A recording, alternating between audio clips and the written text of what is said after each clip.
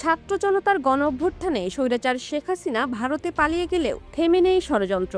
আওয়ামী লীগ সরকারকে ক্ষমতায় রেখে ভারত বাংলাদেশ থেকে বিপুল অর্থ লুটে নিয়েছে। এবার বাংলাদেশকে অস্থিতিশীল করতে এবং পতিত আওয়ামী লীগ ও স্বৈরাচার সাবেক প্রধানমন্ত্রী শেখ হাসিনাকে প্রত্যাবর্তন করাতে যেন উঠে পড়ে লেগেছে ভারত। লক্ষ্য পূরণে গোপন মিশনে নেমেছে দেশটির জাতীয় গোয়েন্দা সংস্থা র।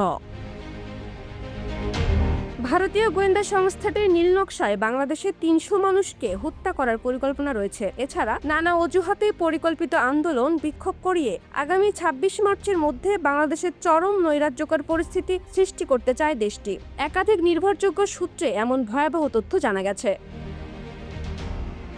অভিন্ন তথ্য দিয়ে কলকাতার একটি সূত্র জানিয়েছে, বর্তমানে ধর্ষণ সহ বিভিন্ন ইস্যুতে বাংলাদেশ উত্তপ্ত। এমন পরিস্থিতির মধ্যেই গেম সাজিয়েছে ভারতের গোয়েন্দা বাহিনী র।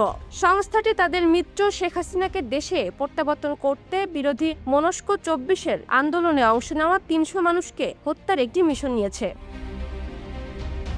জানা গেছে, স্বৈরাচার শেখ হাসিনা বর্তমানে সাউথ দিল্লির একটি সরকারি আবাসিকে অবস্থান করছেন। ভবনটি ভারতের অভ্যন্তরীণ গোয়েন্দা সংস্থা ইন্টেলিজেন্স ব্যুরোর সুরক্ষা দিচ্ছে। সম্প্রতি ভারতের গোয়েন্দা কর্মকর্তারা ডজন খানেক হাই প্রোফাইল মিটিং করেছেন তার সঙ্গে। স্বরাষ্ট্র ও আইন মন্ত্রণালয়ের কর্মকর্তাদের সঙ্গে কথা বলে জানা গেছে, সরকার সব মন্ত্রণালয় ও সংস্থাকে তৎপর হতে নির্দেশ দিয়েছে।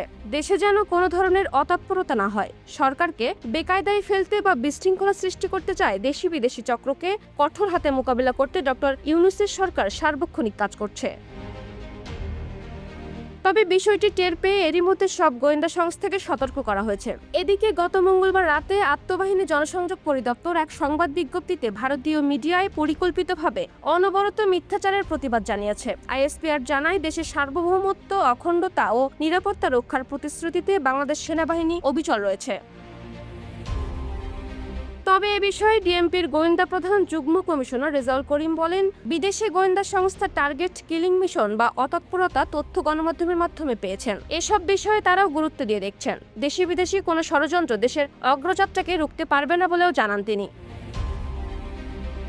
জানা যায়, গত ৫ আগস্ট শেখ হাসিনা পালিয়ে যাওয়ার পরে দেশটি অর্থাৎ ক্ষমতাসীন মোদী সরকার ফ্যাসিস্ট শেখ হাসিনা এবং আওয়ামী লীগকে পুনর্বাসিত করতে বহুমুখী ষড়যন্ত্র করেছে এবং তা বর্তমানেও চলমান। কিন্তু শেষ পর্যন্ত অন্তর্বর্তীকালীন সরকারের সঙ্গে টক্করে পেরে না ওঠায় ভারত এবার এক ভয়াবহ পদাঙ্ক অনুসরণ করছে।